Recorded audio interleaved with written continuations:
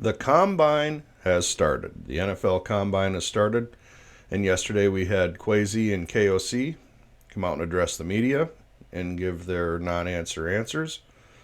I love press conferences like this where it's basically, hi, how you doing? And then a bunch of word salad and then nothing. This is also deals week. We have the unofficial tampering period and we have the official tampering period. This is the unofficial tampering period. All the agents, all the GMs, all the people that need to know these things are all in Indianapolis. They're all at the combine. So unofficial tampering has begun.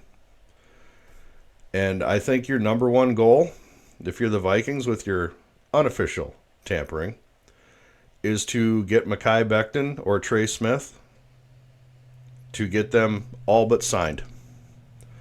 All but signed. It's so important that you take care of your young franchise quarterback. And secondly, Drew Dalman. You got to get...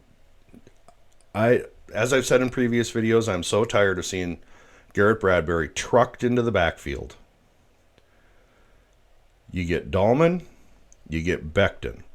You solidify that offensive line in free agency.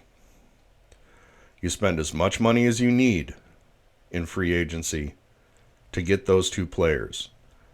You need to protect your number one asset, which is, as you said, your franchise quarterback, J.J. McCarthy. Now, it wouldn't matter what the name of the franchise quarterback would be to me. Jaden Daniels, doesn't matter. Your number one goal is to protect that asset. It's the most important position in sports. You have to protect it. So you throw as much money as you have to at Becton and Dalman. And at the draft.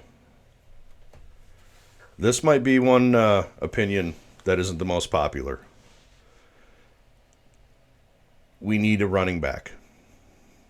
We need a running back to pair alongside our franchise quarterback and to run behind that offensive line. I think that is your number one goal, assuming that free agency goes the way it's supposed to go. And you get Dalman and you get Becton and you've solidified your offensive line. I think at that point, you have to get a running back.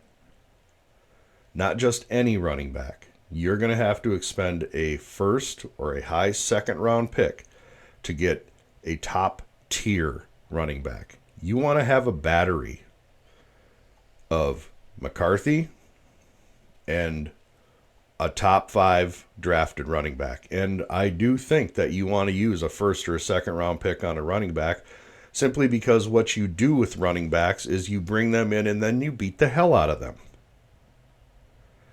I want you on your 4 or 5 year rookie contract because my plan is for that 4 or 5 years, I'm going to beat the hell out of you. I'm going to beat you into the ground. It's very likely I'm not going to give you a second contract because I intend to beat you into the ground. I'm sorry. This is the nature of the game. Running backs get beat down. This is why I think it is so important to get them on their rookie contracts. Because you don't want to give a second contract to a running back if they're not someone special, a Saquon Barkley, an Adrian Peterson, somebody special who's going to come through that second contract and is still going to be top tier. And that isn't happening much. You bring in a running back, he goes through his first contract, and by the end, they're ground down. It's the nature of the beast. You're having car crashes many times, and you're doing it for a living. So yes, I think you should be expending a first or a second round pick on a running back as long as that running back is a top tier running back. Once you have that, your top tier running back, along with your franchise quarterback, look at our offense. Look at that offense. JJ, Addison, Hawkinson. There should be no reason that this shouldn't be a top 5, top 8 offense in the entire NFL. Yes, even with a rookie quarterback, if you pair him with the correct running back. Your free agency goals: solidify the offensive line. Not just solidify it, make it one of the top 5 in the league. In the draft, your first goal is a top tier running back. After that, defensive line and cornerback depth. But if you expect to win, you need an offensive line that can push around a defensive line. And I understand you need a pass rush too. I am in no way minimizing that. But in this draft and in this free agency, unless you're trading for Dexter Lawrence with that first round pick, that needs to be seen as either a running back in a trade down scenario for more draft capital, or a running back right there at 24, which would probably be very unpopular depending on who it is. Hampton, maybe you get away with that. I just don't think it'd be very popular. I just don't think it'd be very popular. And Ashton Genty isn't going to be there. Hampton, he might be there. He might be there. Caleb Johnson, that's kind of where I would target, or one of the Ohio State kids. Other than that, defense and cornerback and defensive line help. But your number 1 and number 2 goal going into this draft, following a successful free agency period where you get Dahlman and Becton, that's what I consider successful, your number 1 goal has to be a running back. That may not be the most popular opinion, and I understand we need defensive line help desperately. I am fully aware of that. But if you have a draft like this, full of running backs, some of which can be considered top tier or elite running backs, and you have a franchise quarterback that you believe is a franchise quarterback, we have yet to see that.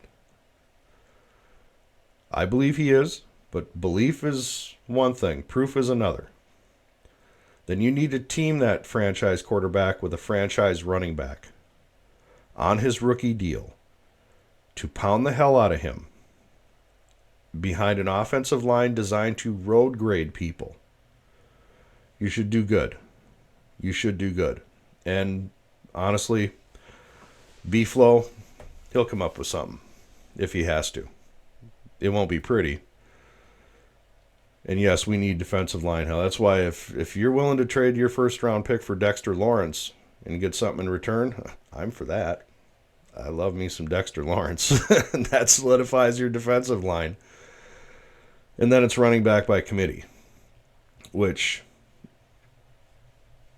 I really don't have a huge issue with. If you can get somebody the quality of a Dexter Lawrence with a first round trade, I'd absolutely do it. I would absolutely do it. But I don't see that happening. I don't see the Giants wanting to get rid of Dexter Lawrence, so good luck with that. So your number 1 goal on this, the unofficial first week of tampering period, Trey Smith, Dahlman, running back, and then defensive line depth. I always enjoy the combine because it's always more than just the kids playing on the field. There's always the behind-the-scenes things. The NFL cameras will go through the crowd and you'll see GMs talking to agents and coaches talking to GMs and having these little confabs. And the official, unofficial tampering period has begun. We call it the NFL Combine. I just wanted to get on and kind of give my thoughts on the Combine, what the overall strategy should be going into the Combine and in free agency, and just kind of put it out there. Now, your turn to rip me apart for it. I do thank you for coming by and ripping me to shreds for it. I look forward to reading some comments. If you liked it, hit the like. Even hit the dislike. Who cares?